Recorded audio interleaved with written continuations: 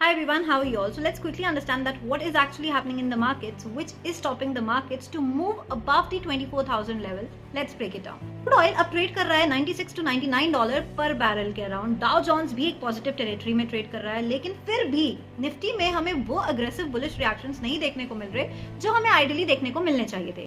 तो आखिर ऐसा क्यों हो रहा है? Let's understand this. सबसे पहला एंड सबसे बड़ा रीजन है यूएस एंड ईरान के बीच जो पीस नेगोशिएशन होप्स बन रही थी वो अब ऑलमोस्ट कैंसिल होती हुई दिखाई दे रही है, क्योंकि जो हाल ही में यूएस ने ईरान पर स्ट्राइक कर दी, जिसकी वजह से जियोपॉलिटिकल टेंशंस फिर से बढ़ गई. एंड मार्केट को सबसे ज्यादा डर किस चीज का है इस टाइम?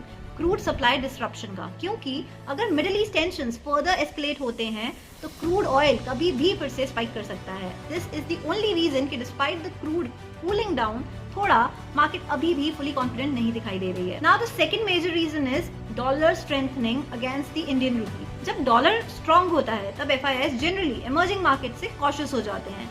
रुपी वीकनेस का डायरेक्ट इम्पैक्ट इन्फ्लेशन एक्सपेक्टेशंस और फॉरेन फ्लोज पर पड़ता है. एंड यही रीजन है कि even after the global markets being stable, Indian markets में एग्रेसिव बाइंग अभी भी मिसिंग है. Now the third important point is crude oil में एक फॉल तो जरूर आया है, लेकिन वो अभी उतना नीचे नहीं आया कि मार्केट कंप्लीटली टेंशन फ्री हो जाए. क्रूड का जो एक स्टेबल जोन होता है that is around 85 to 90 dollar पर बैरल, तब शायद मार्केट्स कहीं ज्यादा एग्रेसिवली रैली करते हैं.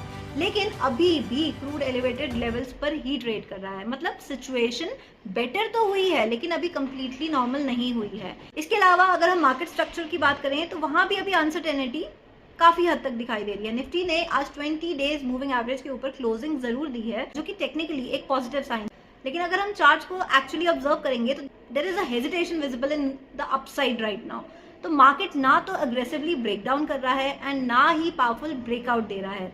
इट मीन्स कि अभी मार्केट प्योर कॉन्फिडेंस में तो नहीं है, बल्कि वेट एंड वॉच मोड में जरूर दिखाई दे रहा है. नाउ लेट्स अंडरस्टैंड कि कल के लिए मार्केट के क्या सिनेरियोस बन सकते हैं. What can we expect from the markets for tomorrow? अगर crude oil further cool down होता है, डॉलर इंडेक्स थोड़ा स्टेबल रहता है एंड ओवरनाइट कोई मेजर जियोपॉलिटिकल एस्केलेशन नहीं आती, तब निफ्टी में रिलीफ रैली कंटिन्यू शायद हो सकती है एंड मार्केट हायर लेवल्स को टेस्ट करने की कोशिश करे. लेकिन ऑन द अदर हैंड अगर मिडिल ईस्ट टेंशंस फिर से थोड़ी सी एस्केलेट होती हैं, क्रूड दोबारा स्पाइक कर सकता है ऐसे में, या फिर अगर रुपी में फर्दर वीकनेस आती है तो मार्केट में प्रेशर वापस हमें देखने को मिल सकता है. सो फिलहाल मार्केट कंप्लीटली बेरिश भी नहीं है लेकिन फुली बुलिश भी नहीं हुआ है. आने वाले सेशंस में सबसे ज्यादा फोकस रहेगा क्रूड ऑयल पर, डॉलर की मूवमेंट पर एंड जियोपॉलिटिकल हेडलाइंस पर. सो टुमारो 28 में बीइंग बकरा Eid, markets will be closed. आपको क्या लगता है कि क्या परसों मार्केट्स 24,000 के लेवल को टेस्ट करेंगी या फिर कोई ऐसी दोबारा से ऐसी न्यूज आ जाएगी जो कि मार्केट को फर्दर पुल डाउन कर सकती है? So drop your views in the comment section. Let's have a healthy discussion together.